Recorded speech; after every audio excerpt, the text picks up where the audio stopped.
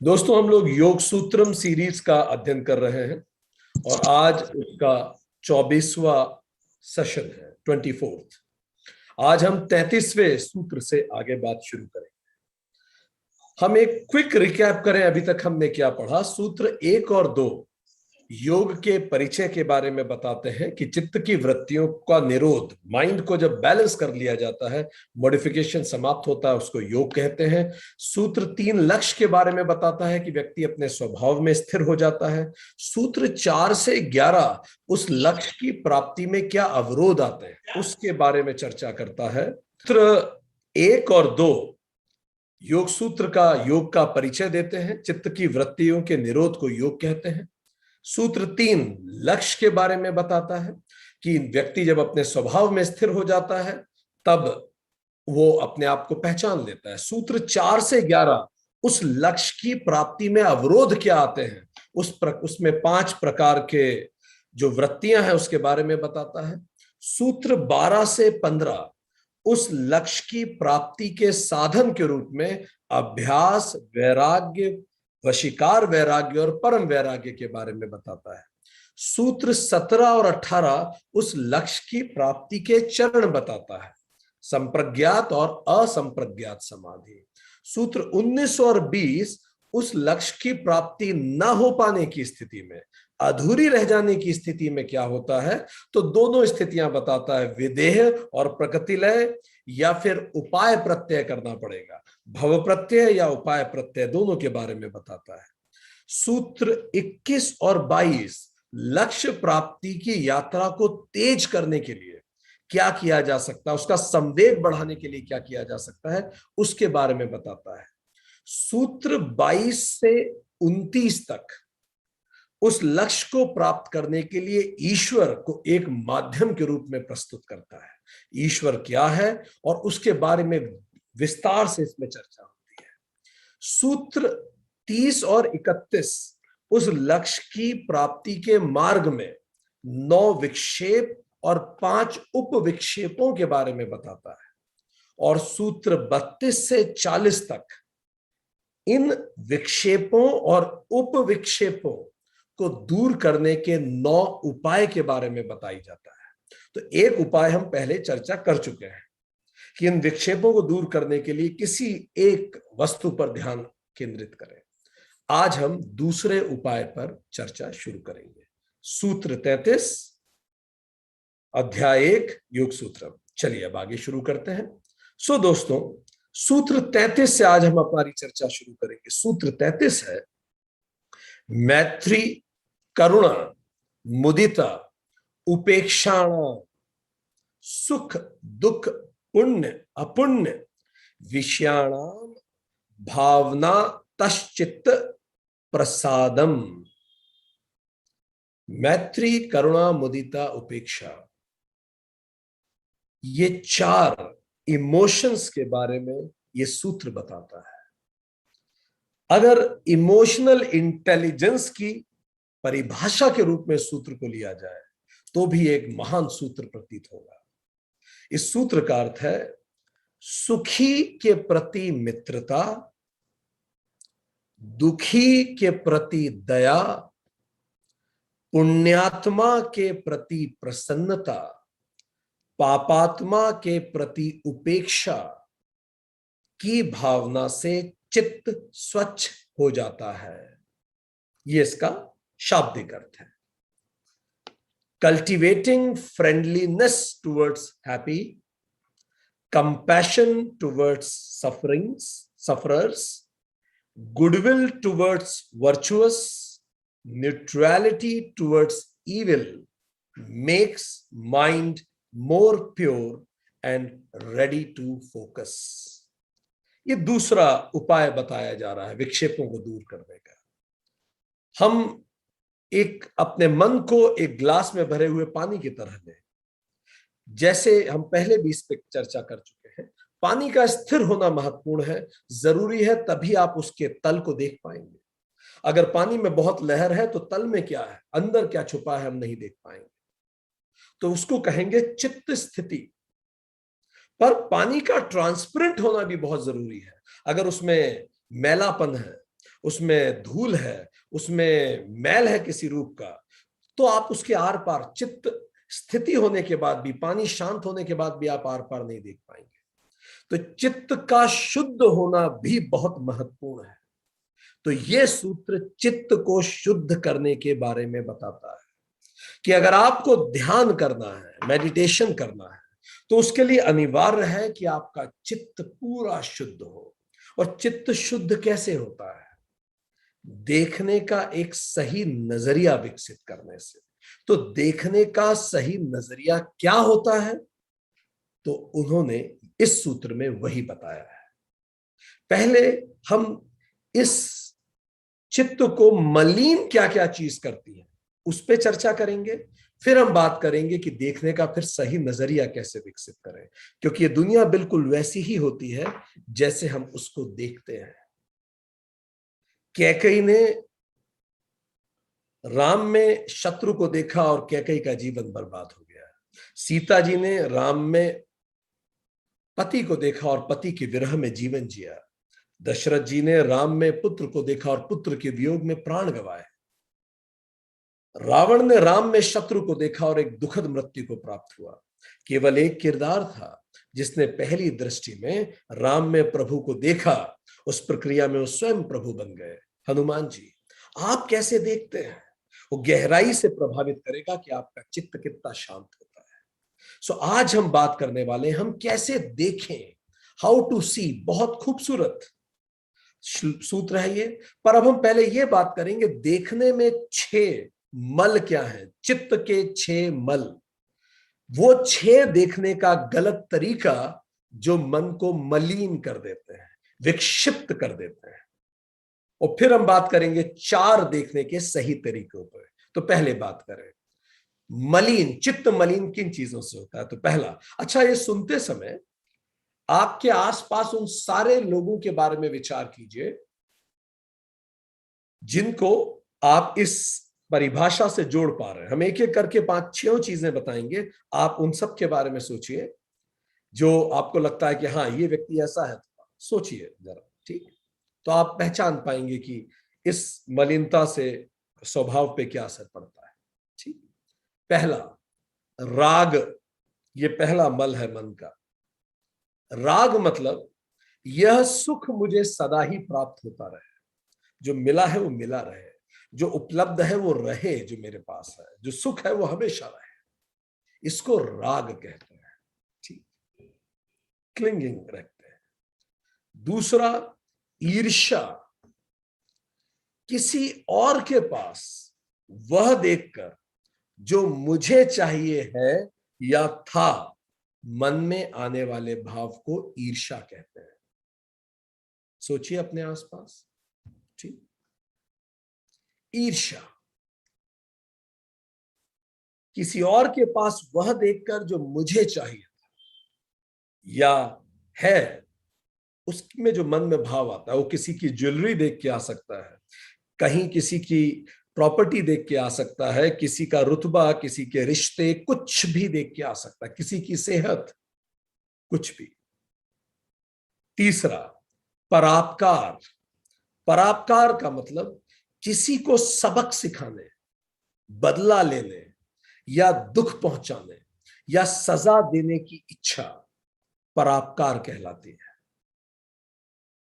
किसी को दुख देने की इच्छा वापस, कि उसने मेरे साथ ऐसा किया, अब मैं भी नहीं छोड़ूंगा। ये उसको सोचना चाहिए पहले, करने से पहले। अब उसने गलती की है तो फिर मैं भी वापस सजा दूंगा उसको या दूंगी उसको। ठीक, परापकार। असूया। चौथा, असूया। दूसरों के गुण में दोष देखना, किसी दूसरे के गुण में दोष देखना। जैसे कोई बड़ा व्रतशील है तो उसमें क्या देखना, बड़ा दम्भी है वो, बड़ा अहंकारी है, देखो उसको अपने व्रत का बड़ा अहंकार है। ठीक। कोई बहुत आचारशील व्यक्ति दिखे कि कितना अच्छा उसका आचरण है, तो उसके बारे में सोचना पाखंडी है। ठीक। कोई बड़ा सदाचारी दिखे तो उसके बारे में सोचना झूठा है वो। ठीक। ये असूया। असूया। ठीक। दूसरों के गुणों में भी दोष देखना, असूया। इन पे हम बाद में फिर से चर्चा करने वाले हैं। पांचवा, द्वेष, किसी को क्षमा न कर पाना, आसानी से क्षमा न कर पाना, बिल्कुल फांस की तरह अंदर चुभ जाती है कोई चीज, फिर हम उसको माफी नहीं कर पाते। छठा, सिक्स, अमर्ष, किसी के कठोर वचन सुनकर या किसी प्रकार के मान में कमी को महसूस करकर उसे सहन न कर पाना और बदला लेने की चेष्टा करना। उसने मेरी मान हानि करी सबके सामने, अब मैं भी बदला लूंगा। उसने इस तरह के शब्द मेरे प्रति बोले, मैं भी ऐसे ही शब्द बोलूंगा या बोलूंगी। ये 6 मन के मल हैं। जब ये विचार मन में आते तो मन अव्यवस्थित हो जाता है, फिर ये मन ध्यान में नहीं लग पाता आसानी से।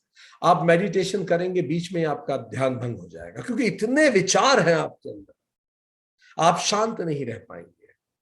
तो चलिए, कुछ लोगों के चेहरे आपके दिमाग में आए होंगे। अब हम ये देखें हमारा मन कितना मलिन है। कागज पेन उठाइए, हम आपसे 12 प्रश्न पूछेंगे। अभी आकलन लीजिए कि हमारे मन में मलिनता की क्या स्थिति है। चलिए, पहला प्रश्न। हर प्रश्न में आपको 10 में से अंक देने हैं।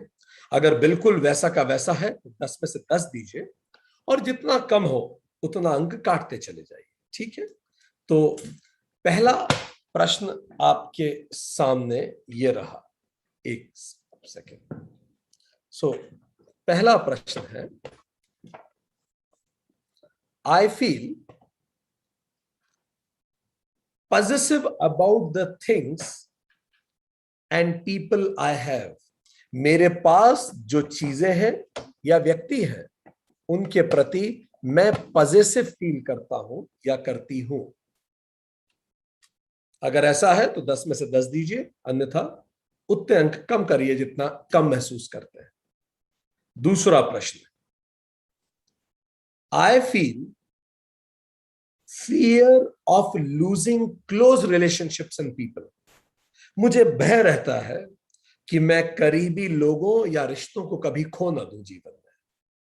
मुझे भय रहता है कि करीबी लोगों या रिश्तों को मैं खो ना दूं या चीजों को मैं खो ना दूं, इनमें से कुछ भी। ठीक।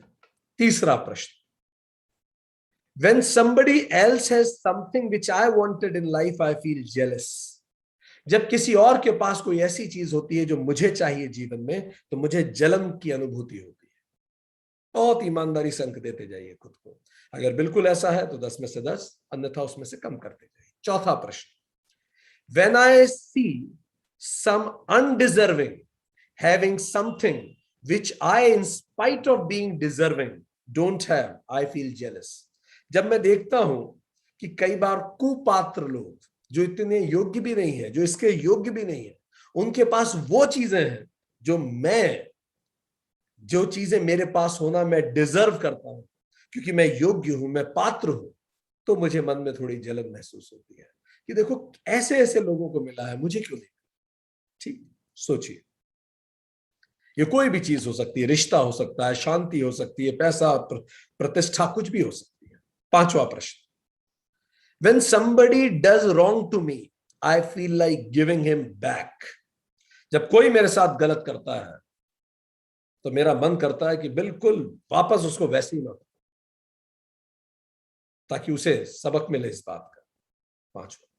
छठा, when somebody behaves in a improperly with me, when somebody behaves improperly with me, I feel like behaving the same way with him to teach a lesson. जब कोई व्यक्ति मेरे प्रति improperly गलत व्यवहार करता है तो मैं भी उसके प्रति गलत व्यवहार करता हूं, ताकि उसे एक सबक दे सके। प्रश्न सातवां, I feel many people in the world just show off more goodness than they actually have.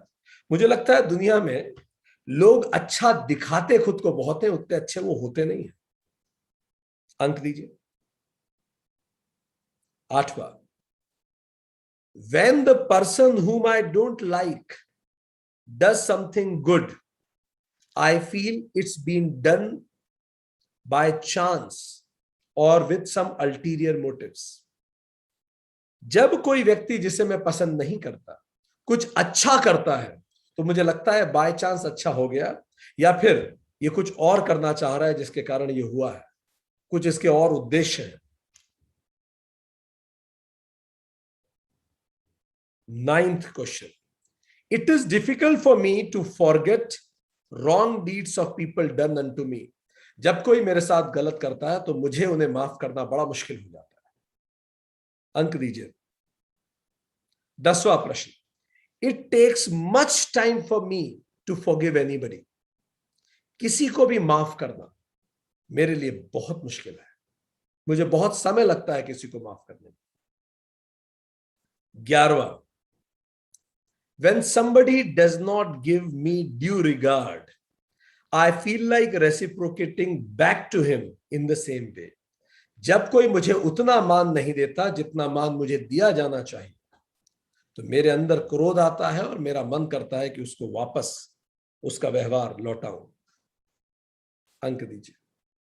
12वां, when somebody does not speak with me in right language and proper words, I can't tolerate such behavior. जब कोई व्यक्ति मुझसे सही भाषा या सही शब्दों का उपयोग किए बिना बात करता है तो मैं उसे सहन नहीं कर पाता। अंक दीजिए। अब बाद में आप इसको जोड़ लीजिएगा। अगर आपका स्कोर है 0 तो आपका माइंड प्योर है, अगर आपका स्कोर 1 से 30 के बीच में तो लिटिल इंप्योरिटीज है, अगर आपका स्कोर 31 से 60 के बीच में है तो मीडियम इंप्योरिटीज है, अगर आपका स्कोर 61 से 90 के बीच में है तो हाई इंप्योरिटीज है, अगर आपका स्कोर 91 से 119 तक है तो इंटेंस इंप्योरिटीज है, और अगर आपका स्कोर 120 है तो फुल्ली इंप्योर माइंड है। थिंक। चलिए अब बात शुरू करेंगे, आगे बढ़ते हैं। तो ये तो हमने जाना कि ये इंप्योरिटीज है माइंड की, पर अब फिर क्या किया जाए? सो ये सूत्र बताता है 4 फोल्ड बिहेवियरल स्ट्रेटेजी।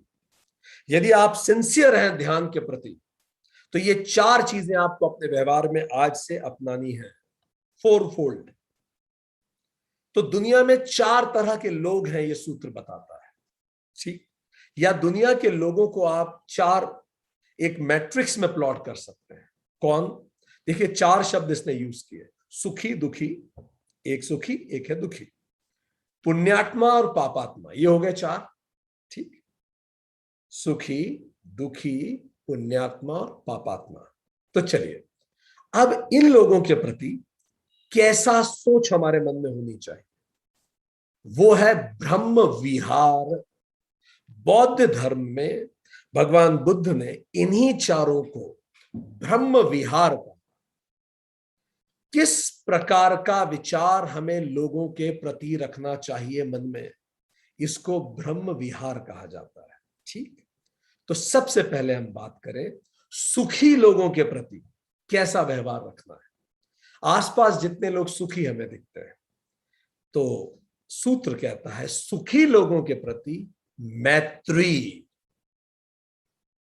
सुखी मनुष्यों को देख के मन में उनके प्रति मित्रता का भाव आए, यह महत्वपूर्ण है कि यह सुख परमात्मा उसको हमेशा बना रहे। लविंग काइंडनेस, फ्रेंडलीनेस,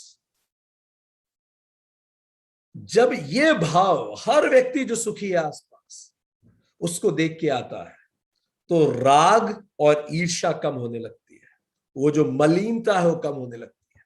अपने आसपास जितने लोग सुखी दिखे उनके प्रति मैत्री का भाव। अभी कुछ समय पहले ऐसा पढ़ने में आया, आज के ही न्यूज़पेपर में इनफैक्ट, कि एक शहर में एक महिला अपनी जेठानी के पास जो ज्वेलरी थी उसको देख के ईर्ष्या करती थी, उसके सुख से उसके मन में ईर्ष्या थी और उसने कुछ बड़ा अपराध कर दिया उसके जेवर पाने के लिए, और अभी उसके विरुद्ध पुलिस कार्रवाई हुई। दूसरे को सुख को देखकर सुखी हो पाना, ये एक बहुत एसेंशियल ह्यूमन क्वालिटी है। यदि हम में नहीं है तो हमसे मेडिटेशन नहीं सधेगा। अच्छा, अब ये जो है, इसको कई लोग कंफ्यूज करते हैं। मैत्री का मतलब ये नहीं है कि ये सोचूं कि चलो यार वो बहुत अच्छा कर रहा है तो भाई अपने परिवार के लोग अच्छा कर रहे हैं तो कल को हम उससे सबल होंगे। ये नहीं है एग्जैक्टली मैत्री। ये मैत्री जैसा लगता है, दूसरों के सुख में सुखी होना जैसा लगता है, पर ये है नहीं। इसमें हमारे सेल्फिश इंटेंशंस हैं कि हाँ भाई, घर का बच्चा अच्छा कर रहा है तो कल को काम आएगा, ये अच्छे कर रहे हैं तो कल को काम आएंगे, ठीक है, तो उनका अच्छा करने में देख के खुश होना, ये नहीं, ये मैत्री नहीं है।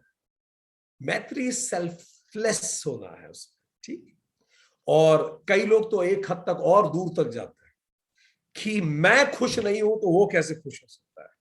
कई रिश्ते में ऐसे होता है, बड़े इंटीमेट रिलेशनशिप में भी लोग एक दूसरे बोलते हैं आप मुझे मिस नहीं कर रहे, और अगर आप मुझे मिस नहीं कर रहे तो मैं इस बात में बहुत दुखी हूं कि भाई मैं तो आपको मिस कर रहा हूं या कर रही हूं, आप मुझे मिस कैसे नहीं कर सकते, ठीक। तो इससे फिर मन में दुख होता है। तो फिर यदि ऐसे हमारे मन में आता है तो फिर हमारा ध्यान नहीं सधेगा। ये सोचना कि मैं अगर किसी को मिस कर रहा हूं तो उसे भी मुझे मिस करना ही चाहिए, मैं किसी के बिना अगर सुखी नहीं हूं तो वो मेरे बिना सुखी कैसे हो सकता है, ठीक। ये गलत विचार मन में उथल पुथल लाते हैं, ठीक। और जब मैं खुश नहीं रहता, अंदर से मैं खुश नहीं हूं, तो खुश लोगों के बीच में भी मैं सहज फील नहीं करता, अच्छा नहीं लगता मुझे उन लोगों के साथ। वो हंसते हैं तो मुझे अजीब सा लगता है, अंदर के खालीपन का एहसास होता है। तो मैं क्या करता हूं, अगर मैं मन ही मन दुखी हूं तो मैं उन सब लोगों से दूरी बना लेता हूं जो बहुत खुश है। ये भाव मेरे मन को और परेशान करते हैं। अपने अंदर महसूस कीजिए और इन सब बातों पर विचार कीजिए। जब तक ये विचार मन में रहेंगे मैत्री स्थापित नहीं होगी, ठीक। तो सॉल्यूशन क्या है? Being continuously mindful of negative tendencies of mind. लगातार देखते रहिए अपने मन के विचारों को कि ये मैत्री के विरुद्ध हो रहा है। हर व्यक्ति की प्रसन्नता में मुझे अंतरात्मा से प्रसन्न होना चाहिए। Cultivate positive and useful thoughts rather than negative thoughts and useless thoughts. दूसरा, पॉजिटिव थॉट्स को कल्टीवेट करें बार बार, ये जरूरी है, ठीक। आगे बढ़े। करुणा क्या है? करुणा दूसरा, किसके प्रति? अब जो दुखी हैं, जो सुखी हैं, उनके प्रति तो कौन सा भाव होना चाहिए? मैत्री। आपको आपके आसपास जितने सुखी लोग दिख रहे हैं सबके प्रति मैत्री का भाव, अनन्य प्रसन्नता कि परमात्मा ये खुश है और इनकी खुशी बढ़ती रहे। बहुत अच्छा, इस पे प्रयास कीजिए। जो दुखी है उनके प्रति होना चाहिए करुणा का भाव, करुणा। दुखी जनों के प्रति कंपैशन, करुणा का भाव टुवर्ड्स देयर सफरिंग, ठीक।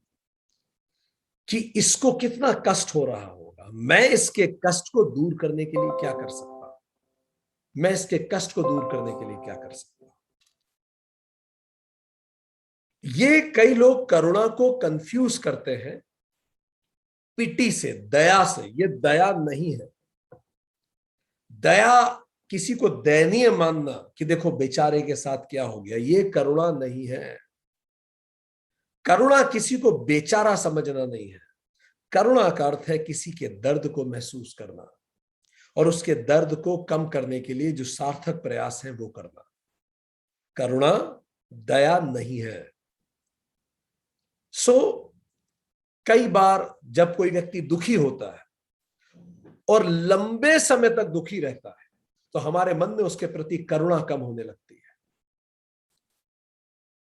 कई बार ऐसा भी होता है कि कई लोग होते हैं जो नए नए, हम देखते हैं कई लोग नए नए कहीं नौकरी में ज्वाइन करते हैं तो उनके मन में बड़ी करुणा होती है, पर धीरे धीरे समाज का दुख देखते देखते करुणा कम होने लगती है। इसी को कहते हैं सेंसिटिविटी कम हो गई है आपकी। करुणा बनी रहना बहुत जरूरी है। हर व्यक्ति के प्रति, उसके दर्द के प्रति सेंसिटिव होना, ये बहुत इंपॉर्टेंट है। हर व्यक्ति के दर्द के प्रति सेंसिटिव होना, ये करने से परापकार, जिस पे हमने पहले चर्चा की थी, उसका वो मल समाप्त होता है जब हम करुणा हमारे अंदर लेके आते हैं। करुणा का भाव लाना बहुत जरूरी है। तो जितने भी दुखी हैं मेरे आसपास, उनके प्रति करुणा का भाव। बार बार एक्सपोजर हो जाने के बाद भी, कई बार घर में कोई व्यक्ति लंबे समय तक बीमार रहता है और धीरे धीरे लगता है यार अब क्या करें, कब तक ध्यान रखें ना, और उसके प्रति करुणा कम होने लगती है। इन सब चीजों को अपने अंदर बार बार जागृत रखना करुणा की स्थापना है। इससे मन शांत होता है। Being aware of your emotions, आप अपने इमोशंस के लिए अवेयर रहिए अगर आपको करुणा स्थापित करनी है। ठीक। Actively choose to act of love, actively प्रयास कीजिए उस करुणा को महसूस करके उसका प्रदर्शन करने की, ताकि सामने वाले के दुख को आप दूर कर सकें। ठीक। एंड एक ओपन हार्ट रखिए सभी के प्रति। तीसरा, पुण्यात्मा। जो पुण्यात्माएं हैं, अपने आसपास जितने लोग जो अच्छा काम कर रहे हैं, उनके प्रति क्या भाव होना चाहिए? मुदिता, जॉय, धर्म मार्ग में प्रवृत्त लोगों के प्रति हर्ष की भावना, खुशी की भावना। यह सोचना, जब इन अच्छे लोगों को देखें अपने आसपास, अहो भाग्य इनके माता पिता के, धन्य है ऐसे माता पिता जिन्होंने ऐसे पुत्री या पुत्र को जन्म दिया। उनके प्रति यह भाव बार बार मन में लाना, यह है मुदिता। जब भी अपने आसपास ऐसा कोई व्यक्ति दिखे, उसको बार बार अप्रिशिएट करना, जो सही रास्ते पे उसको बैक करना, हर तरह से, आर्थिक रूप से, प्रोत्साहन के रूप से, शब्दों से, किसी भी रूप में बार बार उसे प्रोत्साहित करना मुदिता है। अपने आसपास जितने सही लोग दिखे, ये असूया नाम का मल खत्म कर देता है कि हम लोगों की अच्छाई में भी बुराई देखते हैं। वो असूया मल समाप्त हो जाता है। कई बार ये हम में कमियां होती हैं, जैसे जब कोई व्यक्ति खूब अच्छा काम कर रहा है और हम उतना अच्छा काम नहीं कर पा रहे हैं, तो हमें कमतरी का एहसास होने लगता है, यार क्या है, हम नहीं कर पा रहे। ये एहसास हमारे मन को उथल पुथल करेगा, ध्यान नहीं सदेगा। और कई बार हम में एक बायस भी क्रिएट होता है। कैसे? जब जिस व्यक्ति को हम पसंद करते हैं वो कुछ अच्छा काम करता है, तो हम क्या कहते हैं, ये उसका नेचर है, वो तो है ही ऐसा, वो तो अच्छा है ही, देखो कितना अच्छा काम किया उसने। और जब वो कुछ बुरा काम करता है तो हम कहते हैं उसकी सिचुएशन ऐसी थी, वो भी क्या करता ना, इस सिचुएशन में उसे करना पड़ा। ठीक। पर कई बार जिस व्यक्ति को हम पसंद नहीं करते, वो व्यक्ति अच्छा काम करता है, तो हम क्या कहते हैं, फंस गया था वो, उसकी सिचुएशन ऐसी थी, उसे करना ही पड़ा। उसे मौका मिलता तो नहीं छोड़ता, पर अब सिचुएशन में फंस गया था तो उसे करना। और अगर वो व्यक्ति कोई बुरा काम कर दे जिसको हम पसंद नहीं करते, तो हम क्या कहते हैं, उसका तो नेचर ही ऐसा है, वो तो है ही ऐसा। ये बायस मुदिता से हमें दूर करती, इससे मन में उथल पुथल बनी रहती। फाइन, आगे बढ़े। पापात्मा। हमारे आसपास हर वो व्यक्ति जो हमें लगता है सही रास्ते पे नहीं है, अधर्म के रास्ते पे है, गलत कर रहा है, भले वो देर तक सो रहा है, भले वो आलस कर रहा है, भले वो उतनी मेहनत नहीं कर रहा, भले वो करप्शन कर रहा है, भले वो कुछ भी कर रहा है।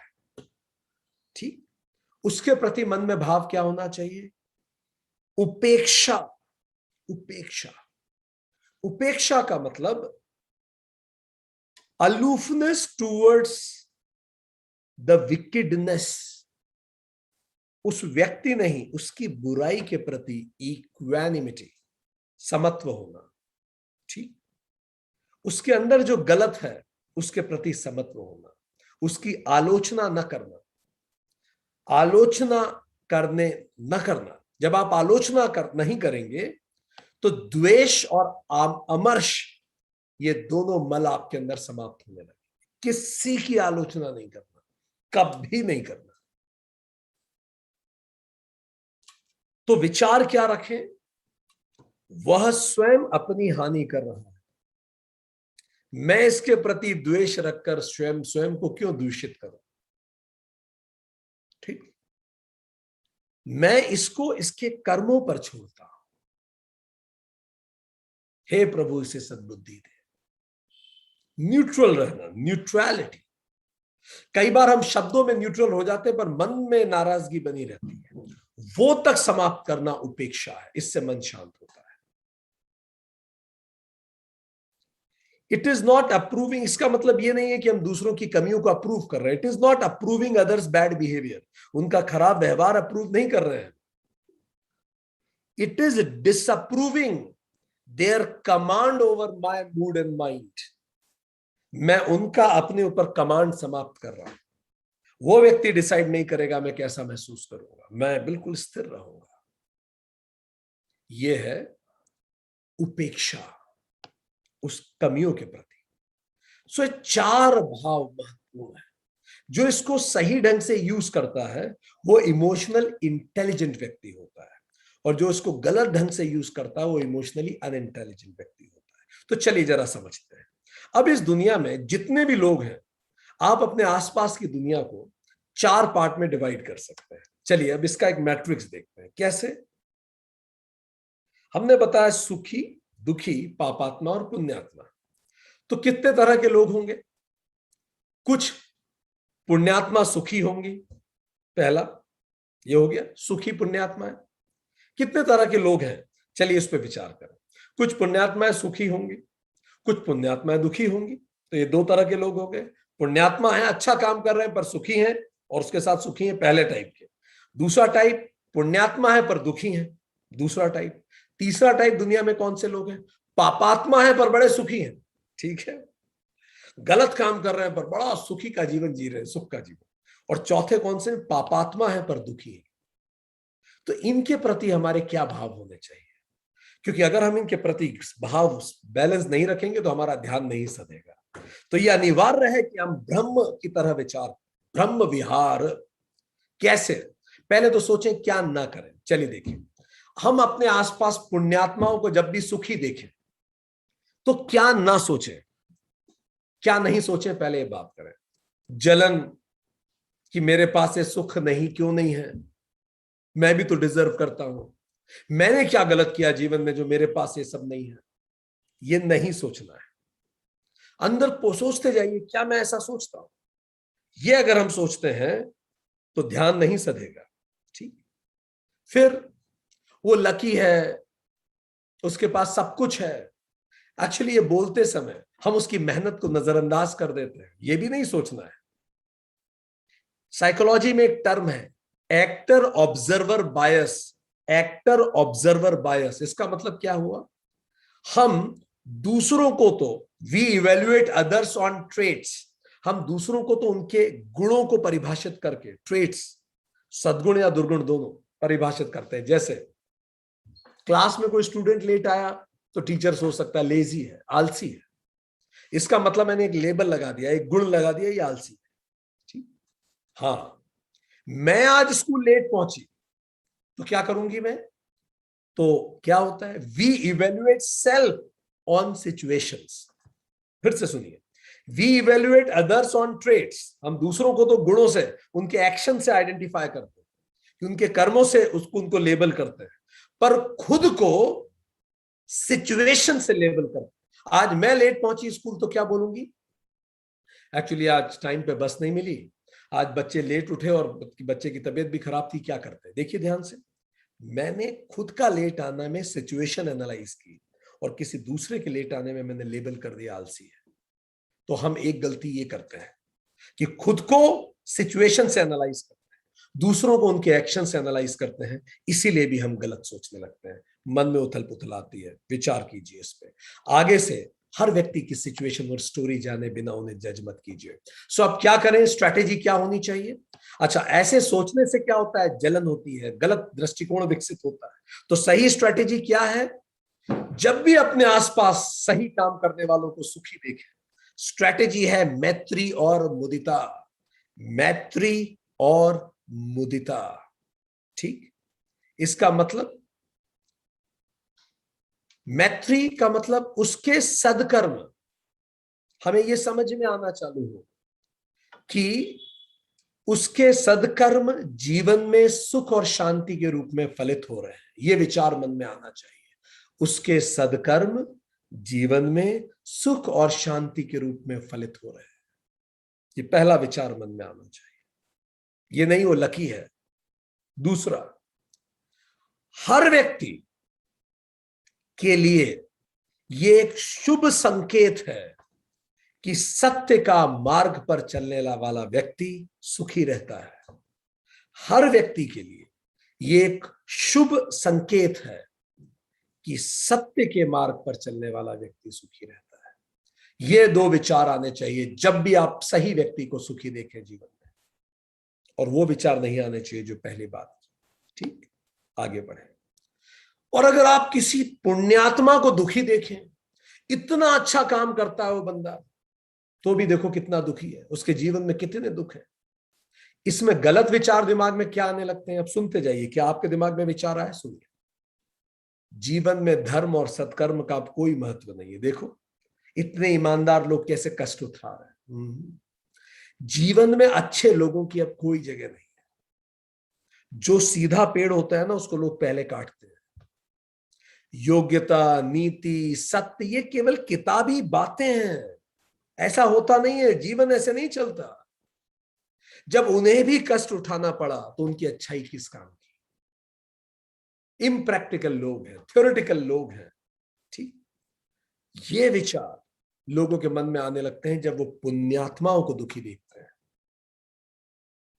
प्रसंगवश बात हम फिर से बताएंगे कि जब युधिष्ठिर ने महाभारत के युद्ध की समाप्ति के बाद पांडवों को नर्क में देखा और दुखी हुए, जो चित्रगुप्त महाराज ने बोला तुम दुखी मत हो, पांडवों के गलत कार्य बहुत छोटे थे, कम थे, अच्छे कार्य अच्छे थे, तो गलत कार्य को समाप्त करने के लिए पहले उन्हें नर्क में रखेंगे, परमानेंट उन्हें स्वर्ग में शिफ्ट करेंगे। तो चूंकि उनके अच्छे कार्य ज्यादा हैं तो परमानेंट वो स्वर्ग में शिफ्ट हो जाएंगे। कुछ गलत काम रहे होंगे कभी, उसके कारण थोड़ा सा कष्ट उठा रहे हैं। ठीक, फिर जब उन्होंने दुर्योधन को स्वर्ग में बैठ के अंगूर खाते हुए देखा, तो दुर्योधन के मन में भी यही प्रश्न आया कि क्या धरती की तरह आसमान में भी अच्छाई की कदर नहीं बची? चित्रगुप्त ने बोला नहीं, यहां दूध का दूध और पानी का पानी होता है। दुर्योधन के बुरे कर्म बहुत ज्यादा हैं, अच्छे थोड़े से हैं, तो शुरू में हम अच्छे कर्म एग्जॉस्ट करने के लिए उसको स्वर्ग में रखेंगे, परमानेंट उसे नर्क में शिफ्ट कर देंगे। तो गलत काम करने वालों को शुरू में स्वर्ग मिलता है, परमानेंट नर्क शिफ्ट बनता है। और अच्छे कार्य करने वालों को हो सकता है शुरू में थोड़ी परेशानी हो, पर परमानेंट उनका जीवन अच्छा बनता है। भगवान कृष्ण ने भी ये बात गीता में कही है। तो यहां दूध का दूध और पानी का पानी होता है। आप देखें बहुत बड़े बड़े बिजनेसमैन जो बड़ी बड़ी एयरलाइन चलाते थे, उनको शुरू में स्वर्ग मिला था, पर अब भारत की जमीन पे पैर नहीं रख सकते। जिन्होंने आईपीएल शुरू किया वो भारत की जमीन पे पैर नहीं रख सकते। और बहुत बड़े बड़े बाबा आज अपने उन कर्मों के फल पा रहे हैं जो गलत थे। सो दोस्तों, जब भी इस तरह के विचार हमारे मन में आने लगते हैं, जीवन में अच्छे लोगों की जगह नहीं है, ये सब, इससे क्या अंदर क्या आ रहा है? डिप्रेशन, होपलेसनेस, गलत विचार, फ्रस्ट्रेशन, रिसेंटमेंट, नाराजगी। आपका ध्यान कैसे लगेगा? आप ध्यान नहीं लगा पाएंगे। तो फिर सही स्ट्रैटेजी क्या है? हमने आपको कहा ब्रह्म विहार इमोशनल इंटेलिजेंस है। सही स्ट्रैटेजी क्या है? करुणा और मुदिता होनी चाहिए। हम पहले परिभाषित कर चुके हैं सब क्या है। करुणा और मुदिता। करुणा कैसे? हे प्रभु, सही विचार मन में क्या आना? जब भी पुण्यात्मा को दुखी देखे, सही काम करने वाला अगर कहीं दुख पाता दिखे, तो मन में पहली करुणा क्या आनी चाहिए? सही विचार सुनिए, हे प्रभु उसे कष्ट वहन करने की शक्ति दे, और मैं उसके कष्ट किस प्रकार कम कर सकूं इसकी मुझे प्रेरणा दे। ये सही विचार है। इसके अतिरिक्त गलत है वो सारे विचार जो पहले बात हुई। और मुदिता कैसे आनी चाहिए? उसके इस कष्ट, उसके यह कष्ट उसके जीवन की यात्रा के महत्वपूर्ण पड़ाव है, जिससे गुजरकर वो अपनी आध्यात्मिक प्रगति हेतु अनिवार्य सबक सीखे। जरूरी है। राम वनवास के बाद ही तो श्री राम बने। जीसस क्रूसिफाई होके ही तो जीसस बने। विवेकानंद ने शिकागो में क्या कष्ट नहीं उठाए फिर वो विवेकानंद बने। तो पुण्यात्माएं दुख से गुजरती हैं खुद को और पॉलिश करने के लिए, अपने अंदर और शुद्धता लाने के लिए। ठीक, चलिए अगला, तीसरा, यदि पापात्मा को सुखी देखें तो ये भी बड़ी चुनौती की बात होती है। पापात्मा है, सुखी दिख रहे हैं, करप्ट व्यक्ति बड़ा बड़ा बंगला बना रहा है, बड़ी बड़ी कारों में घूम रहा है, बेईमानी करने वाले अच्छी नौकरी पा रहे हैं, ऐसी खबरें पेपर में आती है। इसके यहां छापा पड़ा 10 करोड़ मिल गए, और हमारे मन में आता है क्या हो रहा है इस दुनिया में। गलत विचार क्या आने लगते हैं, गलत थॉट क्या है, जलन। देखो इतना गलत करके भी ये प्रगति कर रहा है, हमारी ईमानदारी किस काम की। दूसरा, and will justify the mean, अंततः दुनिया में अंत भला तो सब भला। विजेता से कोई नहीं पूछता उसने क्या गलत किया, बस आपको ऐसे तैसे जीतना होता है, क्योंकि इतिहास तो विजेता ही लिखते हैं। जिसकी लाठी होती है उसी की भैंस होती है।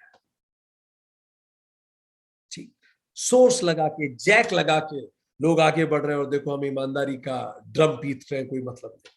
इस तरह के विचार आपके मन को व्यथित कर देंगे। इससे आपके अंदर क्या भाव आएंगे, क्रोध, हिंसा, बदले की भावना, इल विल, ये सब आपके अंदर आते हैं। सही स्ट्रेटेजी क्या है, जब भी अपने आसपास किसी पापात्मा को सुखी देखें तो स्ट्रेटेजी है मैत्री और उपेक्षा।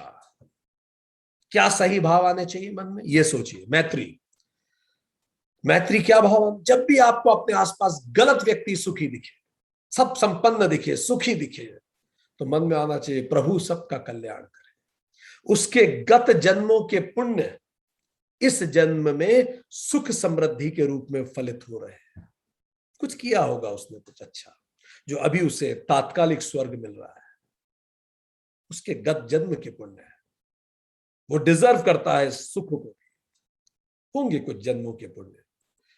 उपेक्षा, अब दूसरा विचार क्या रखना है, हे प्रभु यह नहीं जानता कि ये क्या कर रहा है, जो जीसस ने कहा, मैं इसे इसके कर्मों पे छोड़ता हूं, प्रभु इसे सद्बुद्धि दे, और कोई विचार नहीं इसके अंदर। देखिए कितने शांत विचार है, आपका मन शांत रहे।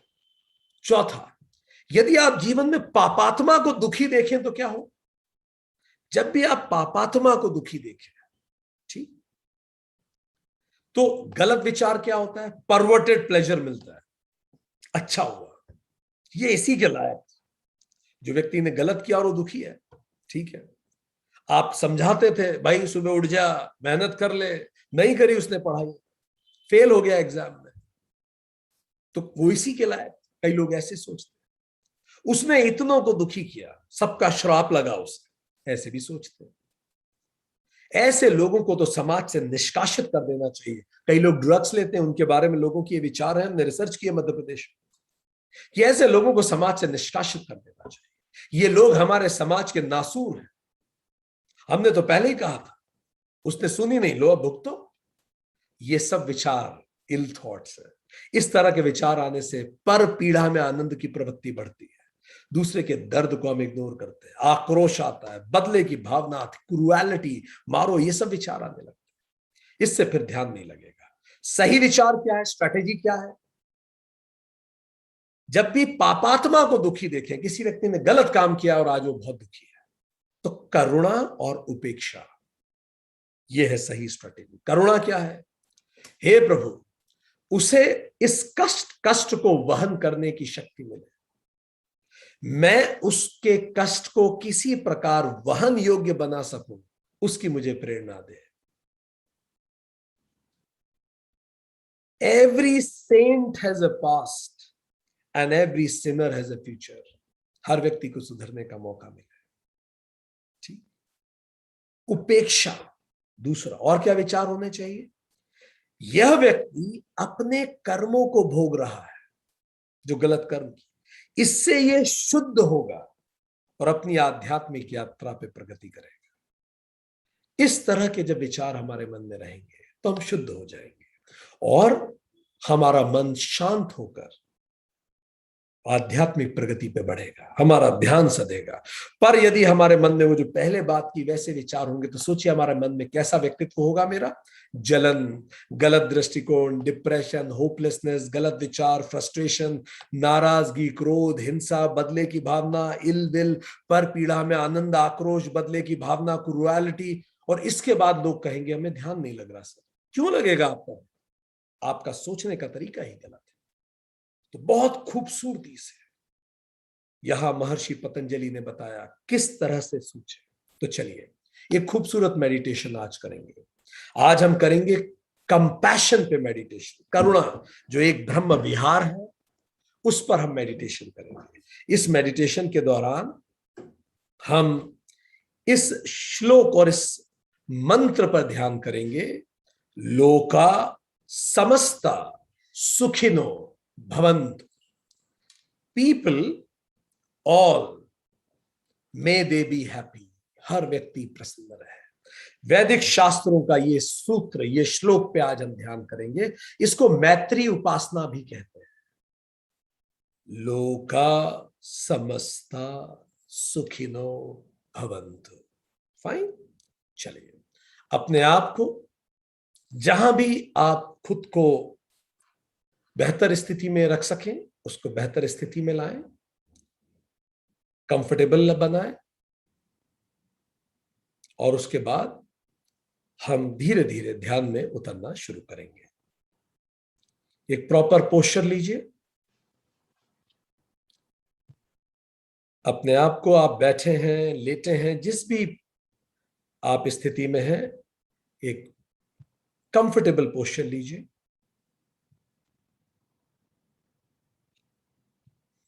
एक गहरी सांस अंदर लीजिए, गहरी सांस बाहर छोड़िए।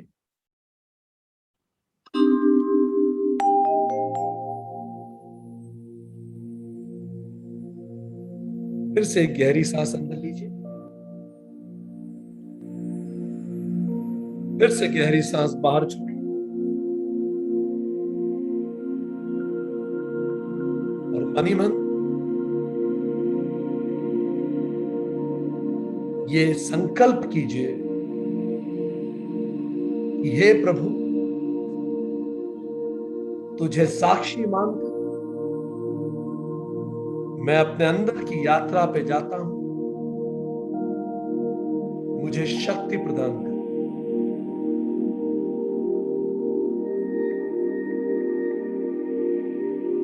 ये संकल्प ले कि मेरा एक व्यस्त जीवन है, कई प्राथमिकताएं हैं, कई जिम्मेदारियां भी हैं जो मैं रोजमर्रा में निभाता हूं, किंतु अपने ध्यान में इन सब से एक मानसिक दूरी पर रहूंगा और अपने आप को इन सब से दूर एक शांत स्थिर चित्त के साथ ध्यान में उतरने की अनुमति देता हूं।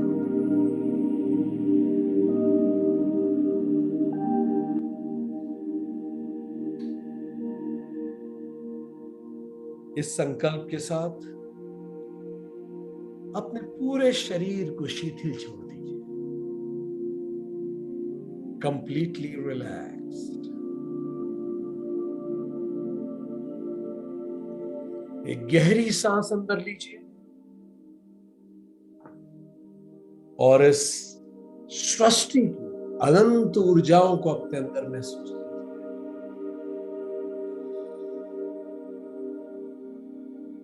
इस ब्रह्मांडीय ऊर्जा को एक गहरी सांस से फिर अंदर लीजिए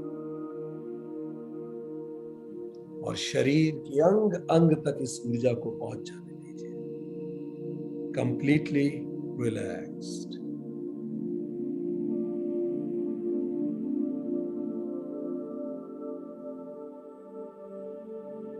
जैसे ही आप सांस बाहर छोड़ रहे हैं, सारा तनाव, सारी चिंताएं हर जाती सांस के साथ बाहर जाने दीजिए। Let go, completely let go, relaxed, completely relaxed, relaxed, relaxed. अपने पैर को पूरा शिथिल छोड़ दीजिए। आपके पैर पिंडलियां बिल्कुल शिथिल, रिलैक्स हो चुकी है। और अब अपनी चेतना को अपनी जांघों की तरफ बढ़ाइए। एक गहरी सांस लीजिए और इस ऊर्जा को अपनी जांघों को रिलैक्स करने दीजिए। आपकी थाइस पूरी तरह से relaxed, relaxed, completely relaxed, relaxed, relaxed. और अब आपके हिप्स कंप्लीटली रिलैक्स्ड, पूरी तरह से शीतल छोड़ दीजिए, कंप्लीटली रिलैक्स्ड।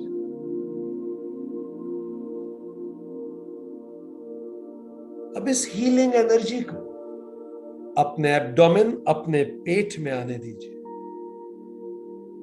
पूरे पेट को पूरी तरह से रिलैक्स कर दीजिए, कंप्लीटली रिलैक्स्ड।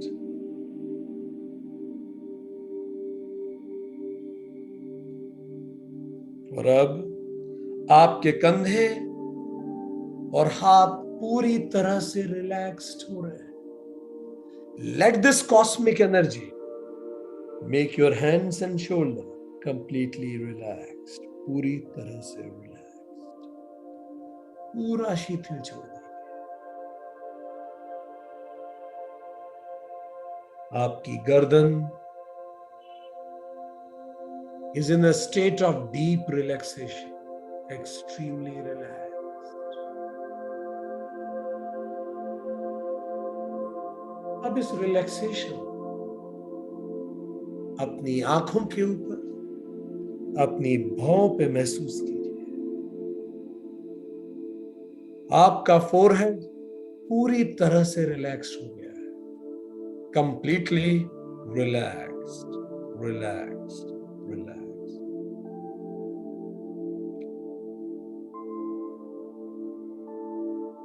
अब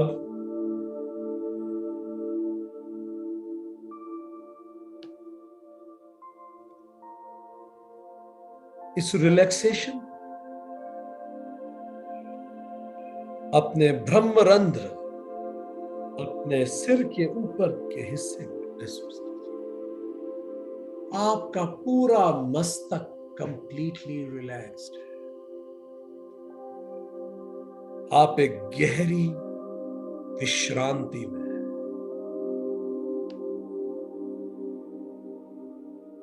और अब इस शांत मानसिक अवस्था में हमारे साथ मनी मन इस मंत्र का उच्चारण कीजिए। इस मंत्र का उच्चारण इसके अर्थ को ध्यान में लाते हुए कीजिए और अपने हृदय को भर जाने दीजिए उस ऊर्जा से, उस प्रेम से जो इस मंत्र का शाब्दिक अर्थ है। हमारे साथ मनी मन इस विश्रांत अवस्था में मंत्र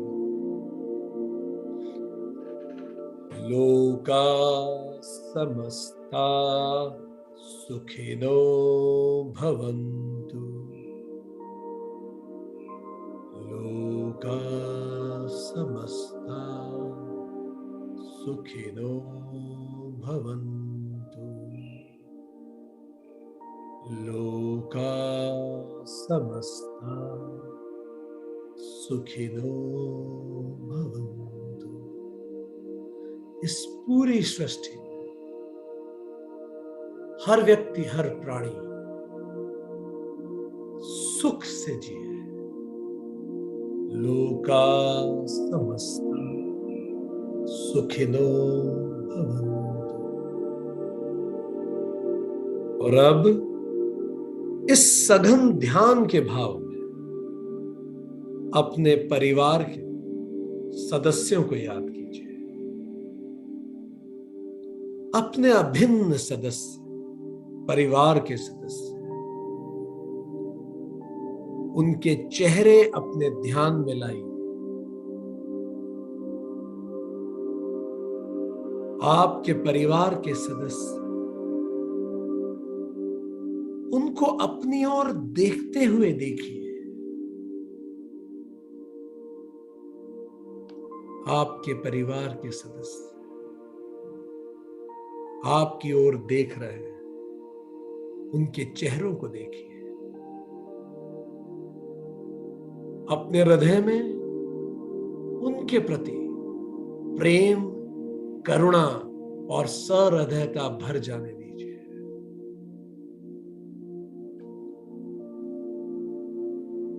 प्रेम से उनकी तरफ देखिए।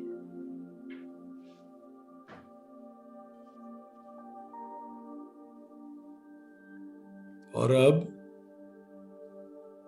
उनकी तरफ देखते हुए उनके जीवन के संघर्षों को ध्यान में लाइए।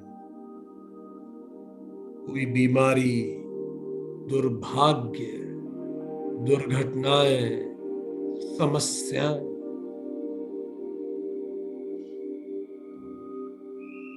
जिनसे भी वो अपने जीवन में गुजरे हैं,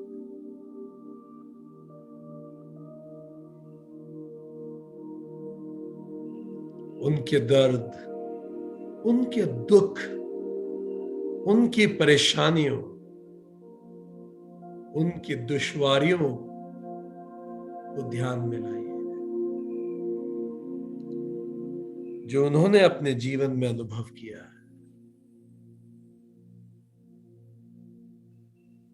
आपके अपने रिलेटिव्स,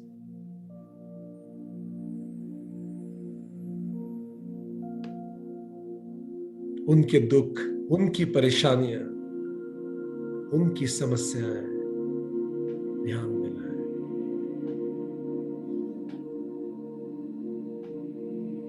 बहुत प्रेम से उनकी ओर देखिए।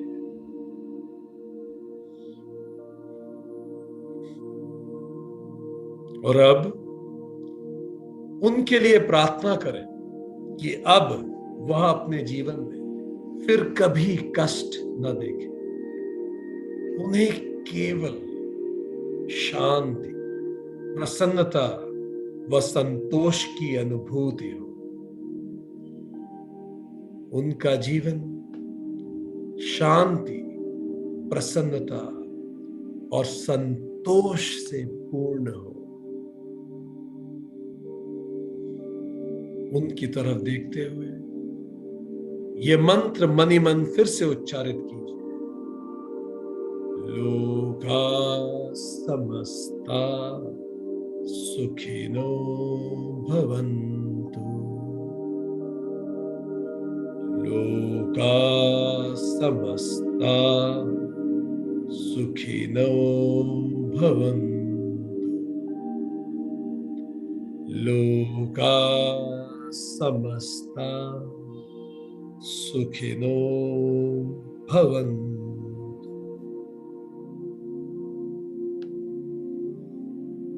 और अब इसी विश्रांति के भाव में अपने नजदीकी दोस्तों और रिश्तेदारों को ध्यान में लाइए।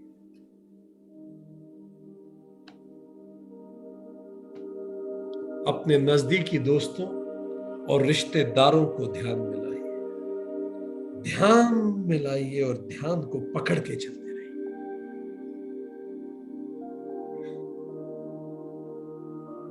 उन दोस्तों और रिश्तेदारों के चेहरों को अपने ध्यान में लाइए।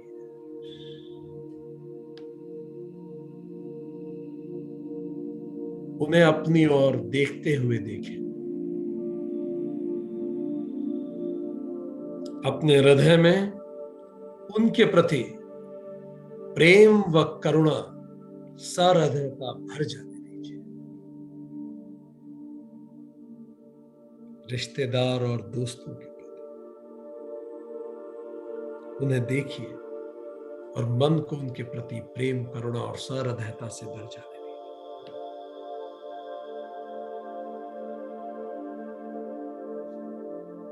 और अब उनके जीवन के संघर्षों को ध्यान में लाइए।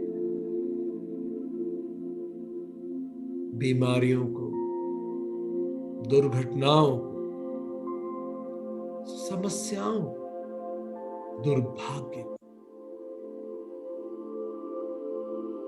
उनकी ओर देखते रहिए और इन सबको ध्यान में लाइए।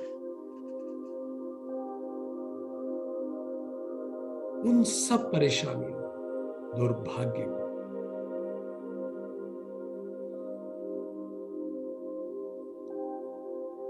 उनके जीवन के दर्द, दुख, परेशानियों, दुश्वारियों को महसूस कीजिए। जिनको उन्होंने अपने जीवन में अनुभव किया है।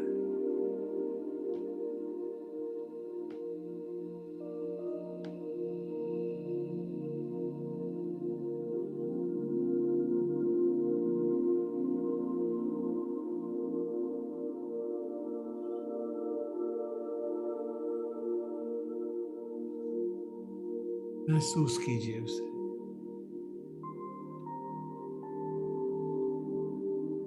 अब उनके लिए प्रार्थना करें, उन दोस्तों और नजदीकी रिश्तेदारों के लिए, कि वह अपने जीवन में अब फिर कभी कष्ट न देखें। उन्हें केवल शांति, प्रसन्नता और संतोष की अनुभूति हो। उनका जीवन शांति, प्रसन्नता व संतोष से परिपूर्ण। Bless them. और हमारे साथ उनको देखते हैं बहुत प्रेम और करुणा से ये मंत्र फिर से मनी मन उच्चारित कीजिए। लोका समस्ता सुखिनो भवन्तु। लोका समस्ता सुखिनो भवन्तु। लोका समस्ता सुखिनो भवन्तु।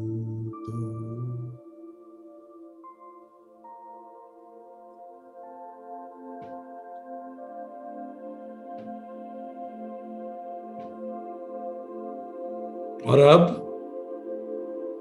उन लोगों को अपने ध्यान में लाएं जो उन स्थानों पर रहते हैं जहां युद्ध, आंतरिक संघर्ष, प्राकृतिक आपदाएं, भूकंप, बाढ़, अकाल, सुनामी और अशांत माहौल, जहां हिंसा का वातावरण, उन सब को ध्यान में लाएं। उन हजारों लाखों लोगों को ध्यान में लाएं जो इन परिस्थितियों में भयंकर रूप से कष्ट पा रहे हैं। धरती के अलग अलग कोनों में जहां युद्ध, अशांति, हिंसा, आंतरिक संघर्ष, प्राकृतिक आपदाएं, सुनामी, अकाल, भूकंप, बाढ़, हजारों लाखों लोग इस धरती के जो वहां कष्ट पा रहे हैं, उन्हें ध्यान में लाएं।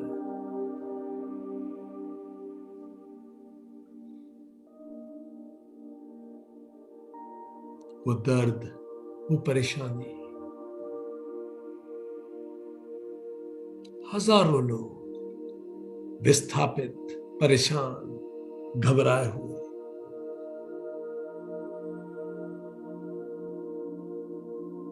और अब उसी भीड़ में, उसी स्थितियों में एक छोटी सी बच्ची की कल्पना करें जो उस स्थिति में फंसी हुई है और अत्यधिक डरी हुई है।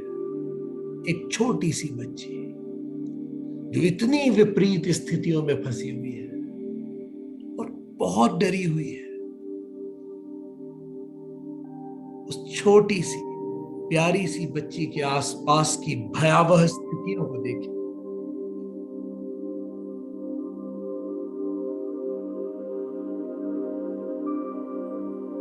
ध्यान में लाएं कि किस तरह उसका जीवन व खुशी इन स्थितियों से बुरी तरह प्रभावित हो रहा है। एक छोटी सी बच्ची,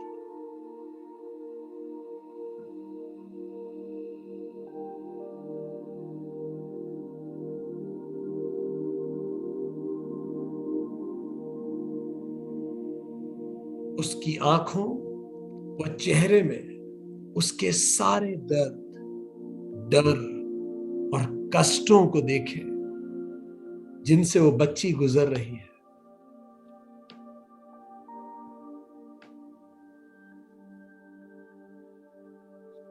उसे महसूस करें।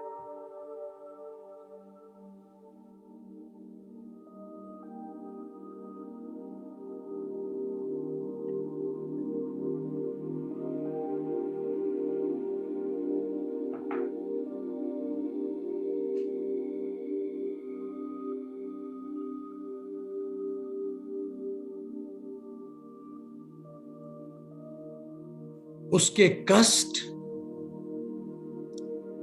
को महसूस करते हुए उन सभी के कष्ट और दुखों पर विचार करें जो उसके जैसे हजारों अन्य लोग हैं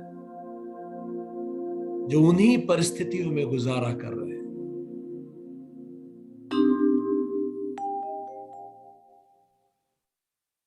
जो उन्हीं परिस्थितियों में गुजारा कर रहे हैं।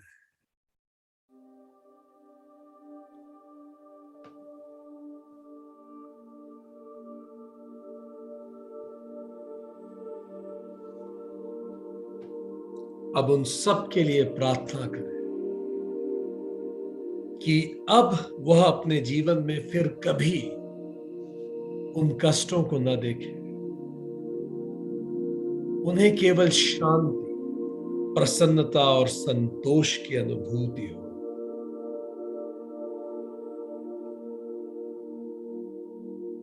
उनका जीवन शांति, प्रसन्नता और संतोष से परिपूर्ण हो।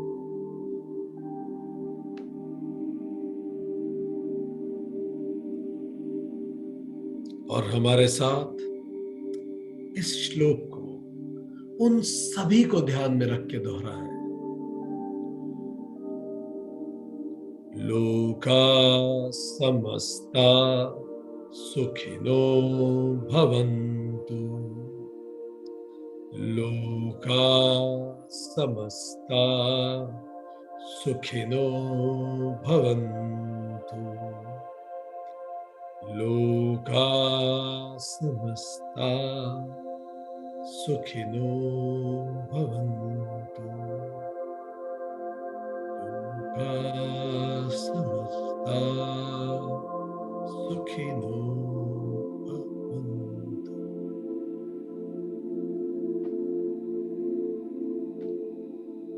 अब एक ऐसे व्यक्ति की कल्पना करें जिसे आप अच्छे से जानते हैं पर किसी कारण से उसे आज नापसंद करते हैं।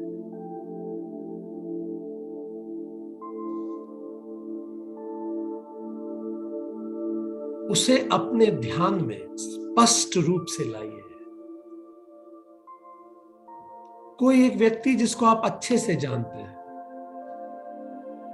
पर किसी कारण से आज उसे नापसंद करते हैं, थोड़ा अधिक, थोड़ा ही करते हैं या अधिक करते हैं। उसे अपने ध्यान में स्पष्ट रूप से लाइए।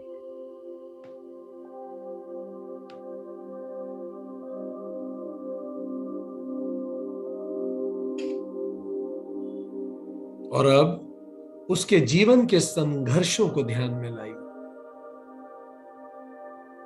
कोई बीमारी, कोई दुर्भाग्य उसके जीवन में रहा हो, दुर्घटनाएं, समस्याएं, उसके दर्द, दुख, परेशानियों को ध्यान में लाइए जिसको उसने अपने जीवन में भोगा है, अनुभव किया है, उससे वो गुजरा है।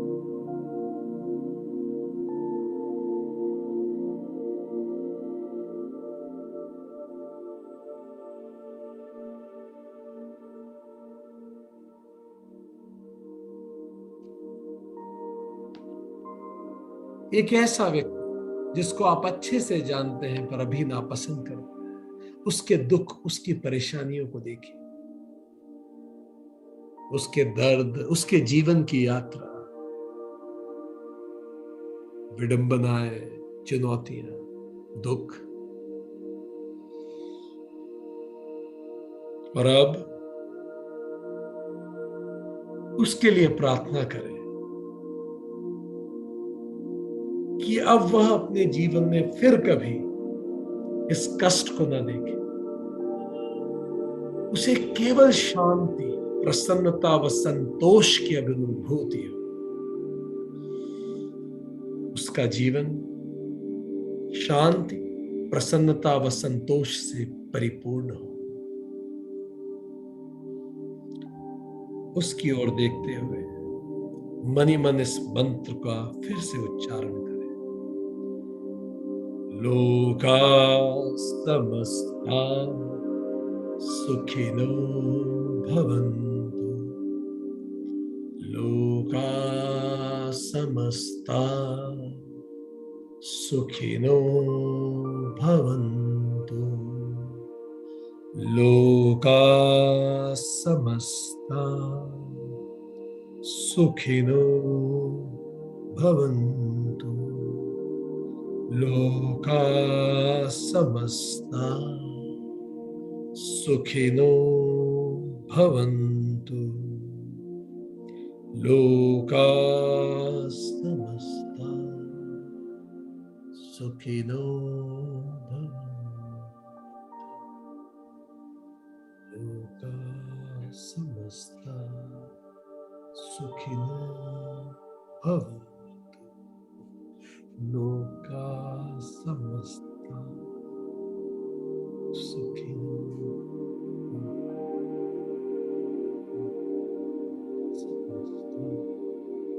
सुखिनो। ओम शांति शांति शांति। आप जब भी तैयार हो धीरे से अपनी आंखें खोल सकते हैं।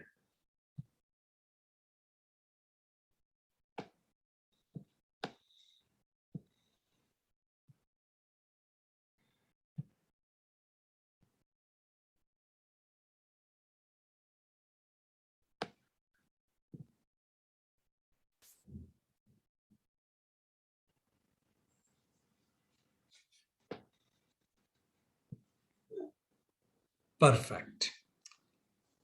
आप सभी का पुनः स्वागत है। तो एक क्विक रिकैप लेते हैं। आज हमने क्या पढ़ा? हमने 33वां सूत्र पढ़ा, जिसमें मैत्री, करुणा, मुदिता और उपेक्षा, इन 4 व्यवहार के बारे में जिक्र किया गया, जो इमोशनल इंटेलिजेंस का आधार है। और बिहेवियरल स्ट्रेटेजी बताई गई कि सुखी के प्रति मित्रता, दुखी के प्रति दया, पुण्यात्मा के प्रति प्रसन्नता और पापात्मा के प्रति उपेक्षा की भावना रखने से चित्त स्वच्छ हो जाता है और चित्त की स्थिति और चित्त शुद्धि प्राप्त होती है, जिससे हम ध्यान लगा सकते हैं। अन्यथा चित्त के 6 मल चित्त को मलिन कर देते हैं। राग, यह सुख मुझे सदा प्राप्त होता रहे। ईर्ष्या, किसी और के पास वह देख के जो मुझे चाहिए से आने वाला भाव। परापकार, बदला लेने का भाव। असूया, दूसरों के गुणों में द्वेष देखना, दोष देखना। द्वेष, किसी को क्षमा न कर पाना। अमर्ष, कठोर वचनों को सुनकर या मान में कमी होने पर बदला लेने की भावना होना। महर्षि पतंजलि कहते हैं, सुखी के प्रति मैत्री रखिए, सुखी मनुष्य के प्रति मैत्री का भाव रखिए, दुखी के प्रति करुणा का भाव रखिए। और जब हम सुखी के प्रति मैत्री रखते हैं तो राग और ईर्ष्या समाप्त होते हैं। दुखी के प्रति करुणा रखते हैं तो परापकार समाप्त होता है। पुण्यात्मा के प्रति मुदिता रखते हैं तो असूया समाप्त होती है। और पापात्मा के प्रति अगर उपेक्षा रखते हैं तो द्वेष और आमर्ष समाप्त होता है। और इन चारों को अगर हम एक मैट्रिक्स में जमाएं तो 4 तरह के लोग हमें सृष्टि में मिलते हैं। पुण्यात्मा को जब हम सुखी देखें तो हमारी स्ट्रेटेजी होनी चाहिए मैत्री और मुदिता। और पुण्यात्मा को अगर हम दुखी देखें तो हमारी स्ट्रेटेजी होनी चाहिए करुणा और मुदिता। और पापात्मा को यदि हम सुखी देखें तो स्ट्रेटेजी होनी चाहिए मैत्री और उपेक्षा। और पापात्मा को जब हम दुखी देखें तो हमारी स्ट्रेटेजी होनी चाहिए करुणा और उपेक्षा। जब हम धरती को सही ढंग से अपने आसपास की चीजों को देखेंगे तो स्वतः हमारा मन शांत होगा और ध्यान हमसे सिद्ध होगा। आज के लिए इतना ही।